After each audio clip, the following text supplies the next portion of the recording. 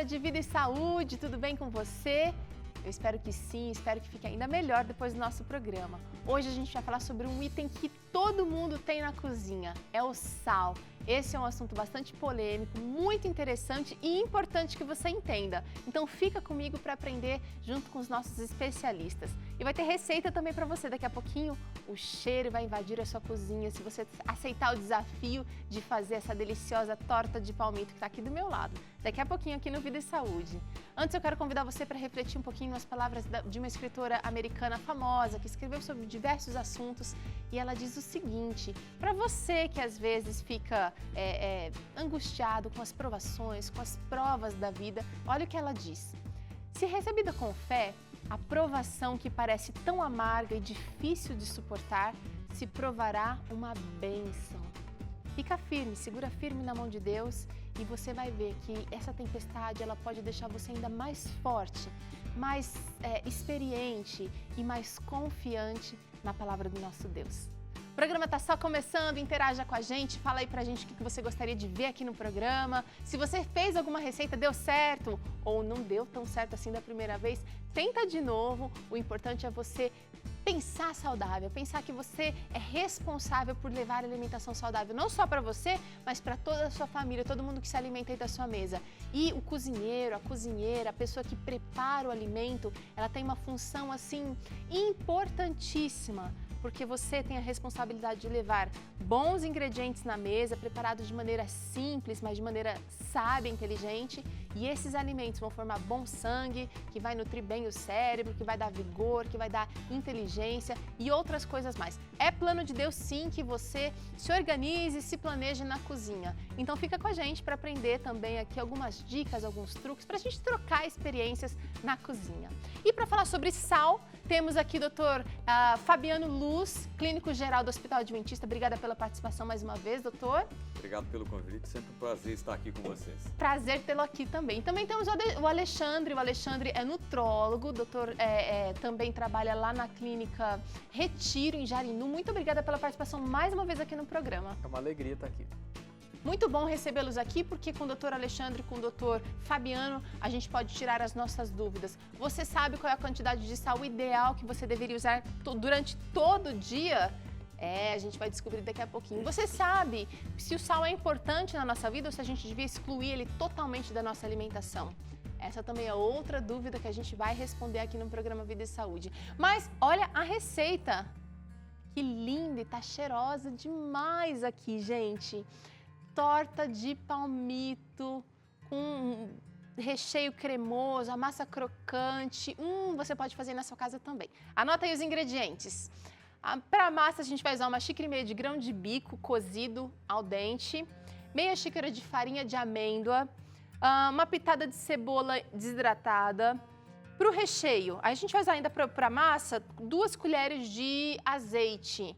Você pode colocar até 3 colheres de azeite que dá certo e uma pitadinha de sal, tá bom? Agora para o recheio é o seguinte, sugestão, 1 vidro de palmito, um pouquinho de azeitonas picadas a gosto, uma cebola grande picadinha, um dente de alho ou 2 picados, 1 colher de sopa de polvilho ou amido de milho, orégano, tomate cereja para enfeitar. Aí a gente vai usar um pouquinho de óleo e sal para temperar essa massa. Cuidado com sal aí, que é o tema do nosso programa hoje. E já quero jogar a bola para o doutor Alexandre, doutor Fabiano. Acho que antes de fazer pergunta para vocês, a gente vai acompanhar todo mundo junto aqui a história do sal, uma matéria que foi preparada aqui para a gente ver. Você sabia que o sal é o condimento mais antigo usado pelo homem? Sim, ele é tão importante que seu uso marcou o desenvolvimento da história. Só para você ter uma ideia, o uso do sal como alimento começou na China por volta de 2670 a.C. Já na Europa, as minas de sal nas imediações de Salzburgo são uma das primeiras contribuições continentais para o comércio do sal. Na Bíblia, as primeiras referências ao sal estão no Antigo Testamento, no livro de Jó, com data estimada de 300 anos antes de Cristo. Em contrapartida, no Novo Testamento, a referência ao sal torna-se metafórica. No Sermão da Montanha, Jesus diz aos apóstolos: "Vós sois o sal da terra." Os livros de Mateus e Marcos fazem alusão ao sal como dádiva da terra. Outra curiosidade é que algumas vias mais importantes que ligavam centros de comércio e rotas específicas recebiam uma denominação surgida do sal, como é o caso da Via Salária. Inclusive, o termo salário, derivado do latim salarium, provém da quantidade de sal que se concedia aos legionários romanos em forma de pagamento pelo seu serviço no exército. Já hoje, o sal tem outras finalidades. Além de dar sabor e conservar os alimentos, o sal está presente em inúmeros processos industriais. Enfim, o sal está tão presente em nossa vida que nem paramos para pensar na sua importância, não é mesmo? Realmente. Você já parou para pensar que você consome sal até mesmo nos alimentos adocicados, especialmente se forem industrializados? E eu queria saber o seguinte, o sal é feito do quê? Já que a gente tem tanta variedade de sal hoje disponível no mercado, doutor Alexandre? Basicamente, o sal que a gente usa na cozinha é cloreto de sódio. É isso, sódio, cloro. Não importa a origem, se é do mar ou se é da rocha. É cloreto de sódio. Tá. Dependendo de onde ele vem, ele tem mais de uma coisa, menos de outra. Às vezes precisa de uma adição, né? O sal vendido comercialmente, ele precisa ter iodo adicionado, mas cloreto de sódio. Tá. Vamos falar um pouquinho da importância do sal para a nossa saúde, doutor Fabiano. O que o sal faz no nosso corpo?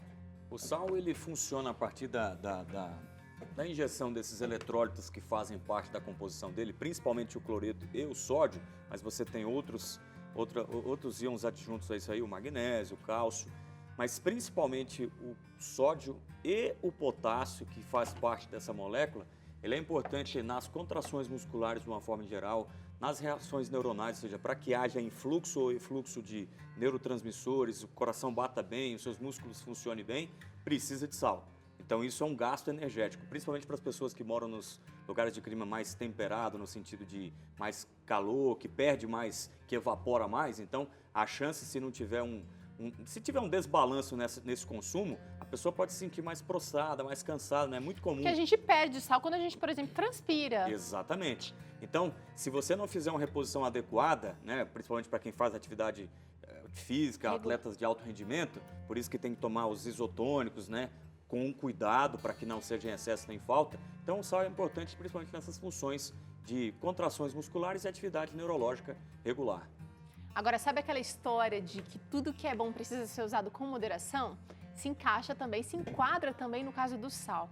Porque apesar do sal ser essencial para a nossa saúde, o excesso dele também pode trazer prejuízos. Vamos tentar entender que prejuízos são esses, doutor Fabiano? A gente sabe de alguns muito conhecidos, né? Hipertensão. Exatamente. O mais famoso deles é a hipertensão arterial sistêmica. Inclusive, virou uma coisa agora de domínio comum. O ponto considerado hipertensão arterial, que há alguns anos atrás era considerado 140 por 90, ou seja, 14 por 9. Depois esse valor veio para 13 por 8. E hoje, a Sociedade Brasileira de Cardiologia colocou uma diretriz que quem estiver com a pressão acima de 120, 12 por 80 é hipertenso. Então, de cada 3 pessoas acima de 40 anos, uma é hipertensa. Então, esse é o efeito direto. O sal, ele acaba reservando mais líquido dentro do corpo, isso aumenta a pressão arterial e as consequências disso, acidente vascular cerebral, o AVC, né, o infarto agudo do miocárdio. Nós estamos falando da principal causa, existem outras? Existem, mas essa a principal causa, inclusive, de doença de mortalidade. Para cada 100 pessoas que têm pressão alta, 95 não imaginam que estão hipertensas. E vão descobrir... É silenciosa, né? É uma assassina silenciosa. Então vão descobrir no leito do hospital, no leito da terapia intensiva, onde se configura esse problema. Agora é o seguinte, eu vou colocar aqui os ingredientes da nossa massa, que é o grão de bico, a farinha de amêndoa. E se você não tem farinha de amêndoa, você pode, de repente, usar uma farinha de coco, ou pode usar uma farinha, aveia também funciona bem. Um pouquinho de cebola desidratada para ficar bem suave, uma pitada de sal, precisa na nossa receita, e 2 colheres de óleo vegetal. Vou colocar isso aqui para processar. Essa vai ser a nossa massa.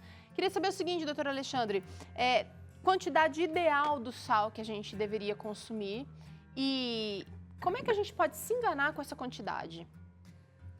Quando a gente fala de sal, a gente está pensando no pozinho branco que a gente tem em casa, no saleiro, enfim.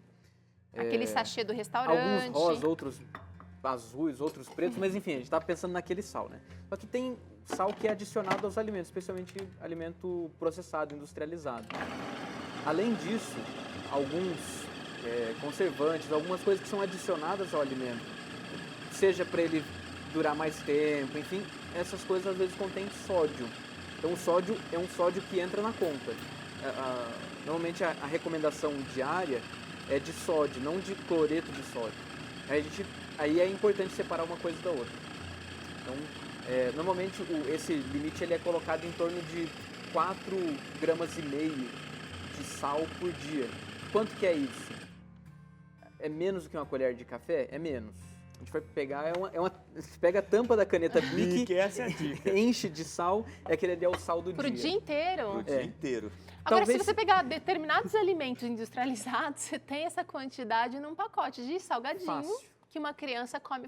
Uma pipoca de micro-ondas, que são alimentos claramente... Agora, um refrigerante entra nessa conta ou não? Porque ele não vai ter o cloreto de sódio. Mas tem sódio. Não é um caminhão de sódio. Tá. Mas se a pessoa toma 2 litros de refrigerante por dia, e eu conheço várias pessoas que fazem isso, Vai às vezes adicionar. mais do que isso, vai fácil. Às vezes o negócio tá, sei lá, a pessoa tá comendo e bebendo alguma coisa ali, com os amigos e tal, um aperitivo, negócio.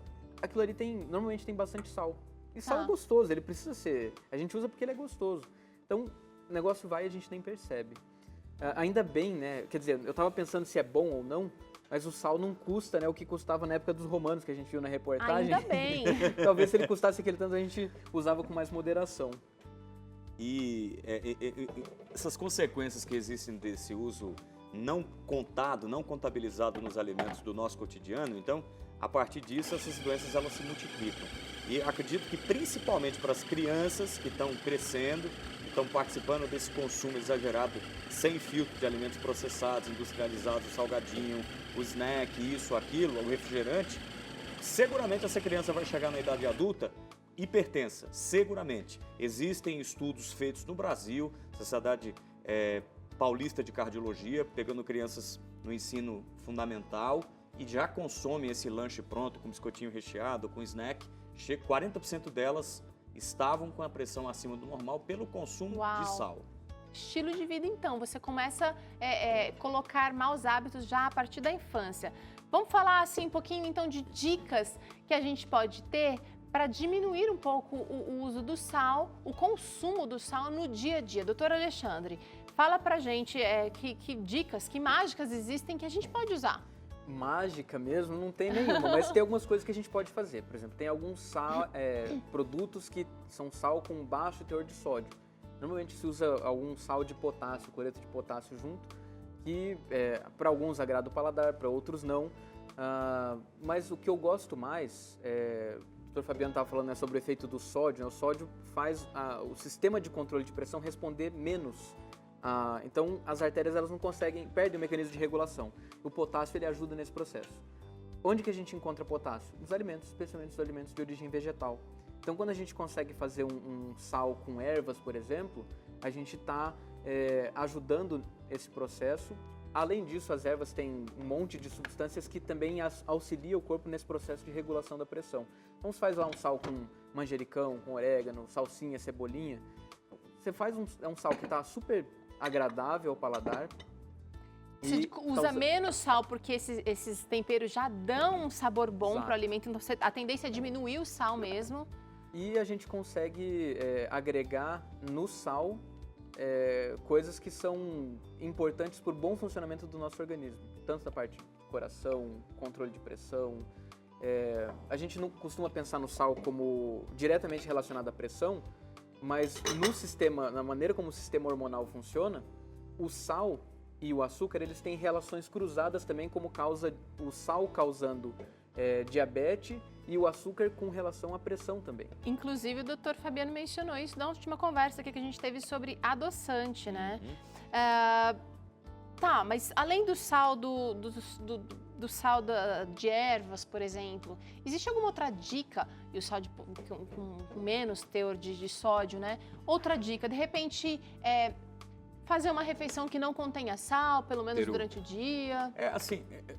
Também isso, mas quando você compensa, quando você tem a bomba, o principal organismo que nós estamos falando aqui de funcionamento é a bomba de sódio e potássio. Tá. Então, para o excesso, entre aspas, de sódio que você estiver consumindo, você precisa comer potássio suficiente. E como o doutor Alexandre disse, a principal fonte disso são os alimentos naturais, entendeu? Então, muita quantidade de fruta, de verdura.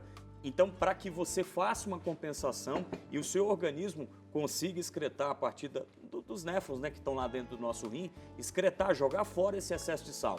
Agora, se você consome uma grande quantidade de alimentos processados, com muito sódio, pouco potássio, e não faz, entre aspas, né, um mecanismo de limpeza para tentar contrabalancear isso comendo mais coisas que têm mais potássio, você realmente vai ficar refém e vítima de doenças advindas dessa falta de consumo equilibrado. Menos sódio, menos alimento processado, mas, entre aspas, se você ainda consumir bastante isso, tenta compensar comendo muita fruta, muita verdura. Legal. Agora, você me fez pensar no seguinte, às vezes a gente está assim, controlando o uso do sal em si na cozinha, mas acaba usando outros temperos que são riquíssimos em sal e pior que isso, esses temperos, eles tendem a amortecer, eu tô falando a linguagem mais leiga, né? Amortecer o nosso sensor de sal e a gente quanto mais usa, mais quer usar. Tô falando sim daqueles temperinhos em pó, daqueles temperos em forma até de caldo de legumes, caldo de carne, caldo de frango, eles contêm muito sal também. Sim, e é um sal que não entra na conta, né? Eles têm algumas coisas legais que são coisas que ajudam na questão do sabor. Por exemplo, normalmente esses tabletes de caldo de carne, de legumes, por exemplo, eles têm açafrão. O açafrão é um tempero super legal pra gente usar, mas você não precisa usar ele no tablete. Nem com glutamato monossódico. Nem com glutamato. Exato. Glutamato monossódico, né? Tá o sal de novo, o sódio aparecendo de novo aí. Então, o que acontece? Essas estratégias, né, elas são legais, a gente pode usar o limão espremido, por exemplo, se for numa salada, né? Ele vai ajudar na questão do sabor, você usa menos sal. Usar coisas que tenham sabor junto com coisas que tenham um sabor mais discreto. Ótimo. Né? Usar o contraste mesmo. O alface, ele realmente tem um sabor muito discreto. Então, você pode colocar rabanete, beterraba, ou uma outra coisa que tem um sabor e ele chama atenção. Uma coisa, o organismo tem, né? Deus criou isso assim, uma coisa potencializa a outra. Então, um receptor necessariamente de sódio, ele pode ser despertado por um receptor que tem um pouquinho de uma picância. De repente um pouquinho de adocicado. Então, essa mesclagem de temperos, de preferência frescos, podem compensar o uso do sal. Legal. Agora, o consumidor e você aí de casa pode ter certeza que muitas vezes fica confuso na hora de escolher o melhor tipo de sal. Eu só uso sal marinho em casa. Não, em casa só tem sal rosa, sal do Himalaia. Agora tem sal branco, sal preto, sal cinza, sal azul. Tem sal para todos os gostos. Qual que é o melhor, doutor Alexandre? E tem polêmica atrás disso também. O melhor sal é o sal que está no saleiro. Tá. O que a gente não usou, normalmente é o melhor. Não, por que eu falo isso? Porque normalmente a gente exagera. Tem algumas pesquisas que dizem que no Brasil a gente usa o dobro do sal recomendado por dia. Alguém está comendo o meu sal porque eu estou tentando cuidar. Então, mas assim, basicamente eles são cloreto de sódio. Então, alguns têm uma cor porque, por exemplo, o azul ele tem uma quantidade maior de enxofre e cobre. O rosa ele tem uma quantidade maior de ferro. Por isso que eles ganham essa questão da cor. Tá. Sal preto, a gente pode estar falando de um sal que é defumado ou um sal que é extraído de regiões de atividade vulcânica. Então, que também tem essa questão, tem mais enxofre, enfim. E a origem deles também muda, porque dá para tirar da rocha e também marinho. Tem alguns sais que vêm de minerais, né? É minerado como uma pedra, ou como outra pedra qualquer. Então, eles têm essa característica e, claro, de onde eles vêm vai mudar a composição deles. Por exemplo, o sal do Himalaia é um sal que não é particularmente rico em iodo. E aqui no Brasil, o sal ele deve receber iodo antes. Né? Por lei, ele deve ser vendido, receber adição de iodo. O sal do Himalaia não tem iodo. Então, a pessoa fala, não, eu vi que o sal do Himalaia é legal, só vou usar sal do Himalaia. Então, pode faltar um pouquinho de iodo nessa equação aí. Pro nosso recheio agora é o seguinte, vamos fazer uma pausa na conversa do sal, a gente vai refogar um pouquinho de cebola, refogar o palmito, a azeitona e a gente vai fazer aquele creminho, um creme bem básico que serve como recheio de empada, serve como um recheio de esfirra, mas a gente vai refogar a cebola e aí assim que ela começar a dourar, você pode refogar ela inclusive com um pouquinho de água, evitando usar o óleo aqui ou refogar no óleo, depende do seu costume. O alho, a mesma coisa, vou picar ele ou ralar. Vou usar o ralador hoje. E aí vou refogar e...